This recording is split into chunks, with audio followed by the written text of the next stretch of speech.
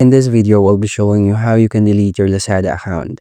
First, I want you to log in inside the application and prepare your number in the email that you have created or you connected with your Lazada application or account. Now, head to the profile page or the account page.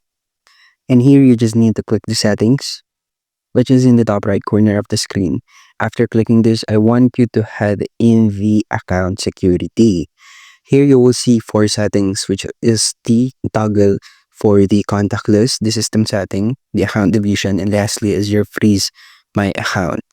Click the account deletion, and here you have to process first 2 different verification steps, which is either mobile verification and lastly is the email verification. So click the mobile verification and this will send a code to your phone. So make sure that this number is right and that this number is active. After Lazada has sent this code to you, just input the code and then confirm the deletion of your account, and that's it.